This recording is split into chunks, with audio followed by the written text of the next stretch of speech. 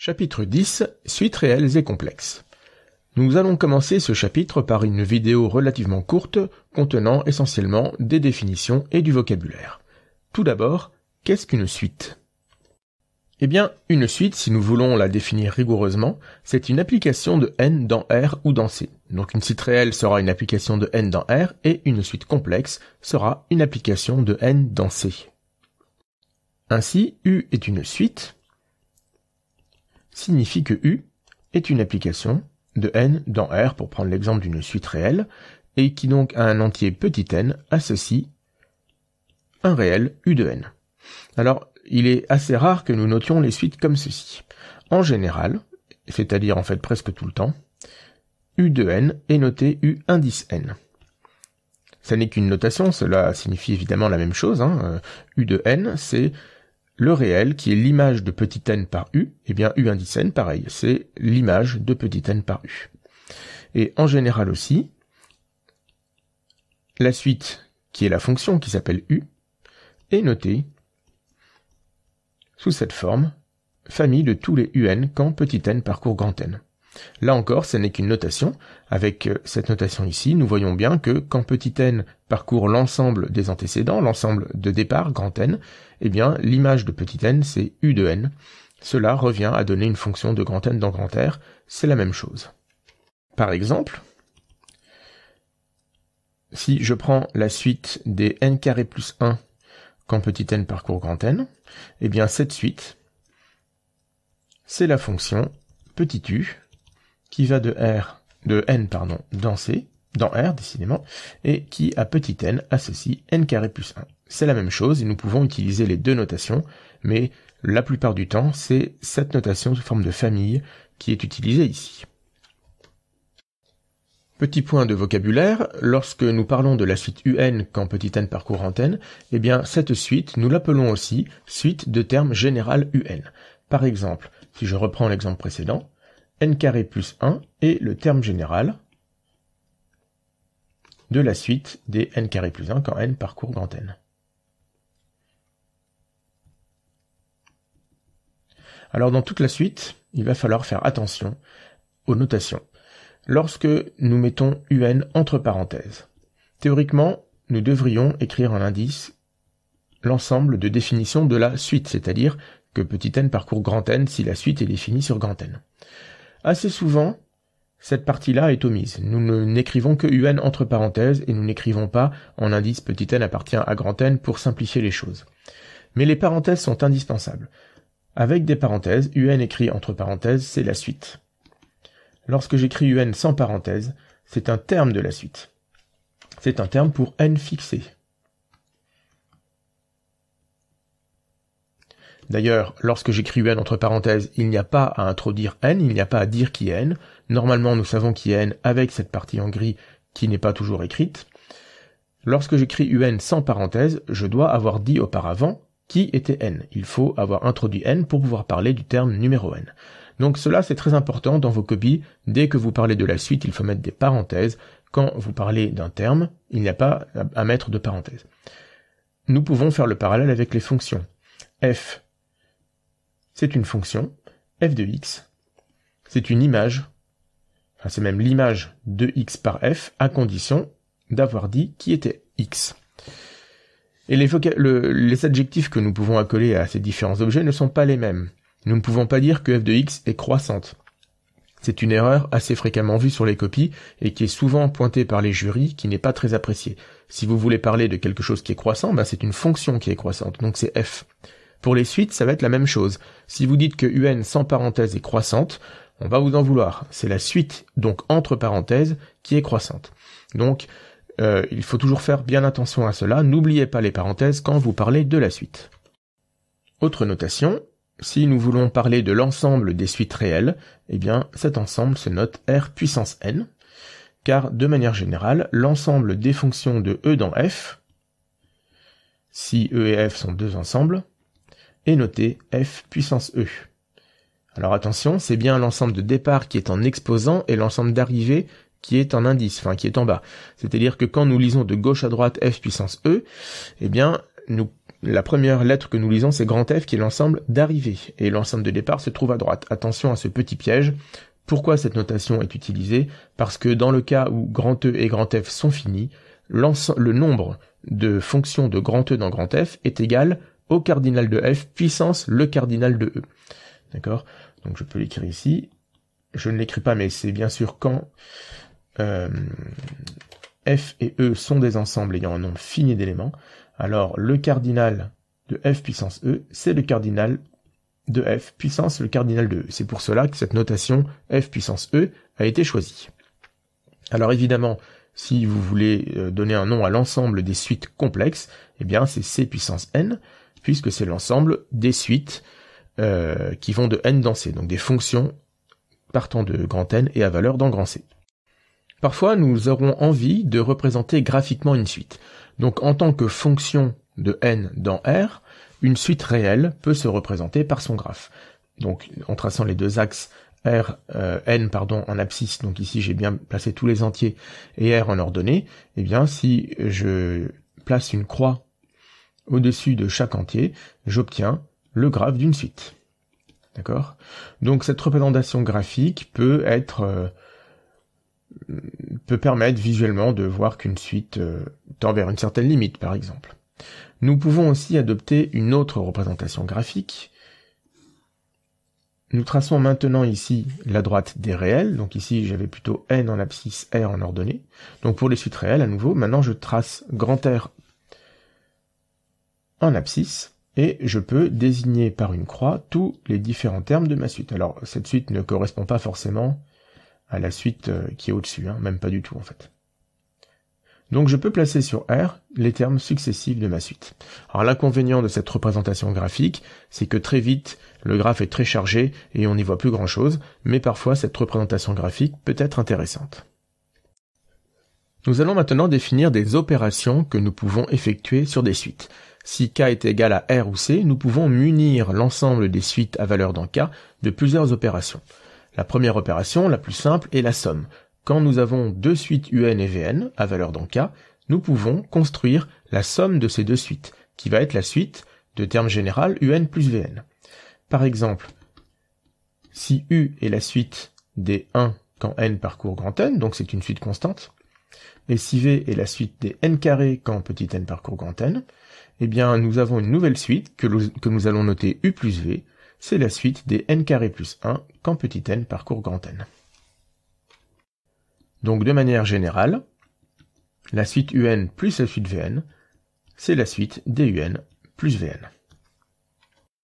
Il existe deux autres opérations très standards, le produit entre deux suites, aussi appelé produit interne.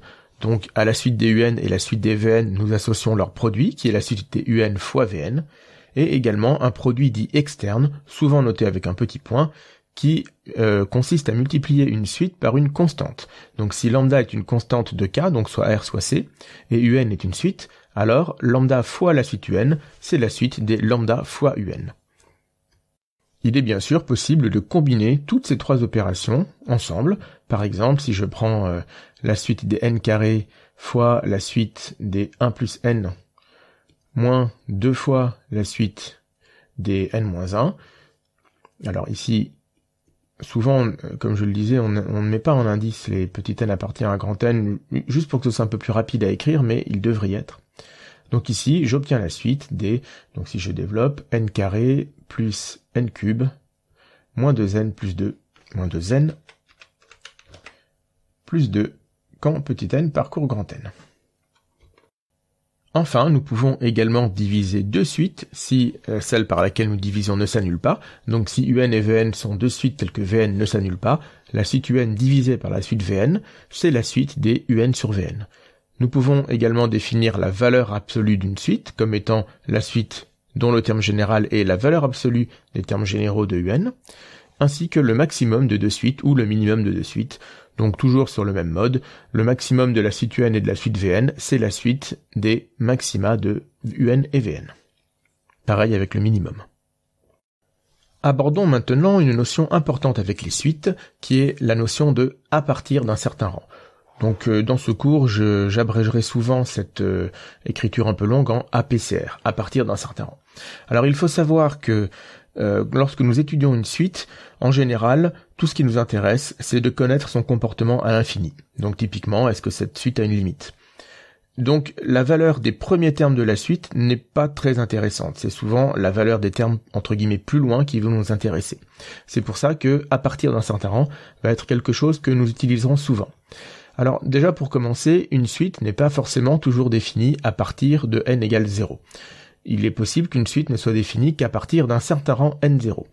À ce moment-là, nous ne parlerons que des termes un0, un0 plus 1, un0 plus 2, etc. Et la suite sera notée toujours un entre parenthèses, mais en indice n ne parcourra plus grand N. Très souvent, nous mettrons n supérieur ou égal à n0. Assez souvent, vous rencontrerez des suites qui ne sont définies qu'à partir du rang 1. Par exemple, la suite des logs de n, donc quand n est supérieur ou égal à 1, que l'on peut aussi noter la suite des logs de n quand petit n parcourt grand N étoile. Ou, en autre exemple, la suite des 1 sur n-2, définie seulement à partir de n égale à 3. Et donc, pour continuer dans cette voie, si nous avons une propriété grand P qui est une propriété sur les suites, et que nous avons petit n0 un entier, eh bien on dit que la suite des un vérifie la propriété à partir du rang n0, si la suite des un avec n plus grand que n0 vérifie cette propriété. C'est-à-dire si la propriété est vérifiée pour la suite des un0, un0 plus 1, un0 plus 2, etc. Et plus généralement, on dit que un vérifie la propriété à partir d'un certain rang, si il existe un n0 tel que un vérifie la propriété à partir du rang n0. Donc très souvent, il n'est pas intéressant de savoir précisément à partir de quel rang la propriété est vérifiée. Il est plus intéressant, il est suffisant de savoir que la propriété est vérifiée à partir d'un certain rang, puisque, à nouveau, ce qui nous intéresse, c'est le comportement de la suite quand n tend vers plus l'infini.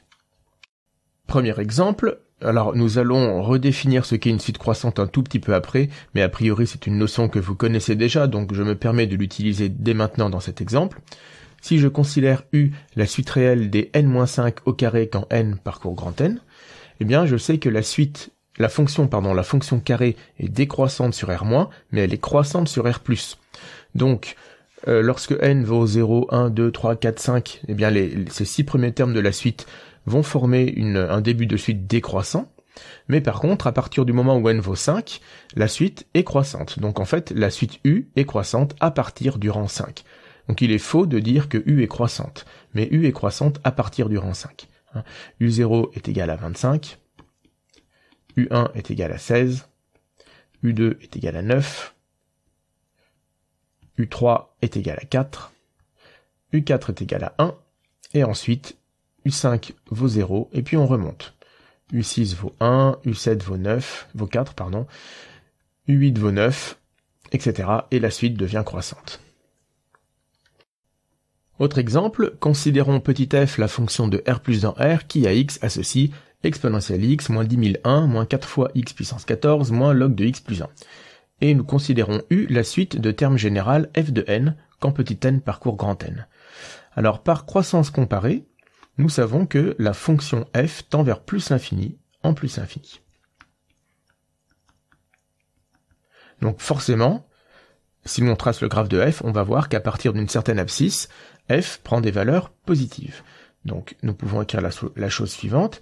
Il existe un réel grand M, donc de R+, même, tel que si x est plus grand que m, eh bien f de x est positif. Donc cela implique que si je prends un entier plus grand que grand M, eh bien le terme d'indice cet entier de la suite U va être positif. Par contre, ici, quelle valeur je peux prendre pour ce grand M? Je n'en ai aucune idée, il faudrait faire une étude de fonction qui ici va être un peu compliquée. Donc je n'arrive pas, et en tout cas ça ne m'intéresse pas de savoir à partir de quel rang précis la suite U va être positive.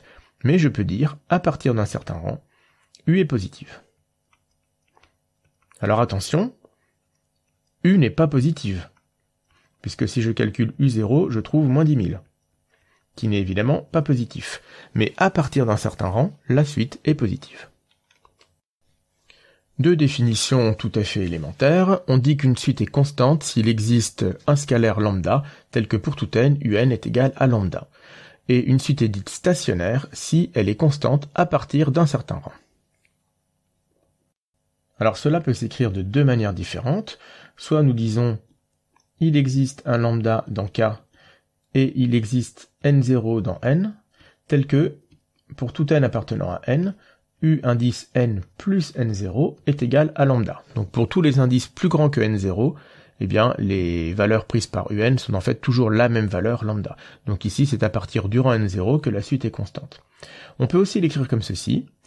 Il existe un lambda dans K et il existe un n0 dans grand N, tel que pour tout petit n dans grand N, n est supérieur ou égal à n0 implique que un est égal à lambda.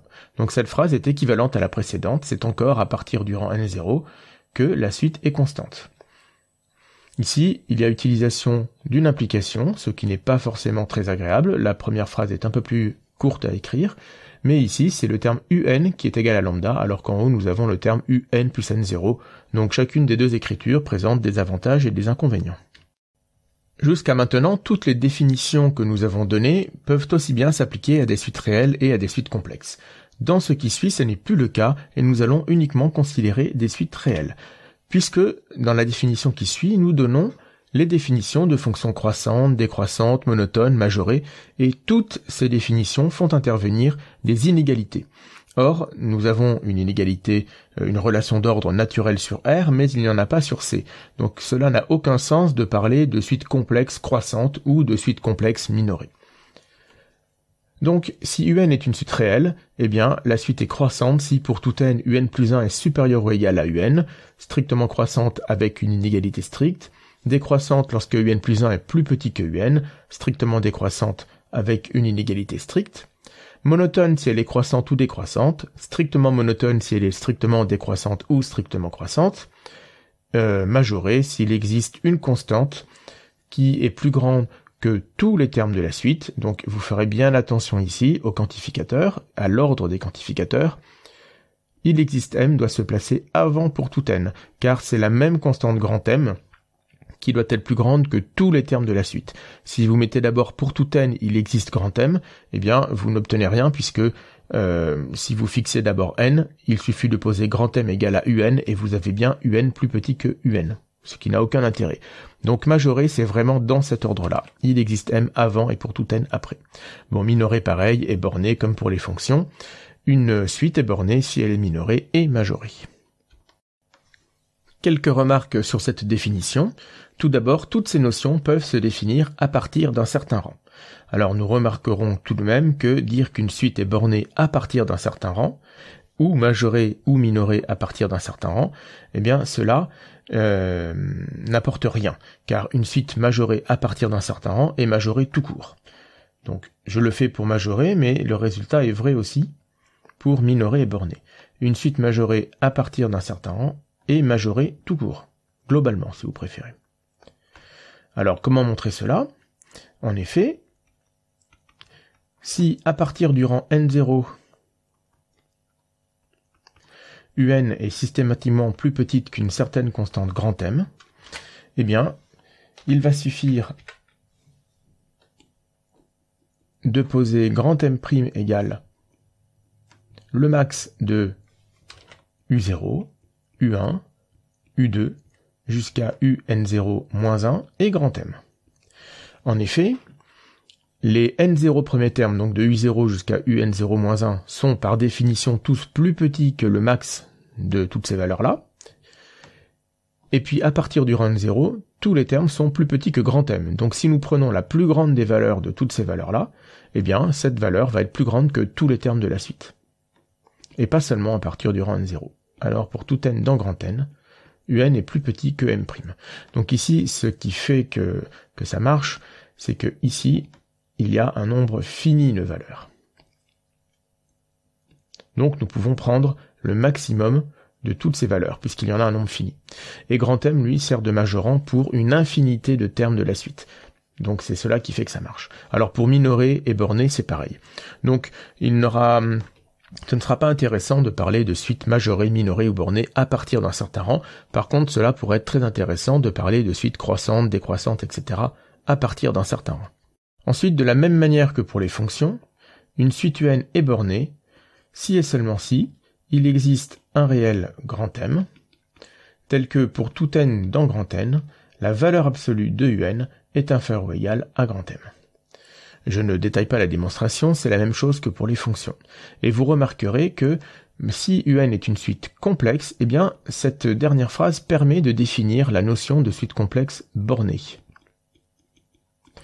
Si UN est une suite complexe, on pourra dire que la suite est bornée si, et puis je recopie la phrase du dessus, il existe un M dans grand R tel que pour tout N dans grand N, et cette fois-ci c'est le module de UN et non plus sa valeur absolue, qui est inférieur ou égal à grand M. Ici, c'est un module.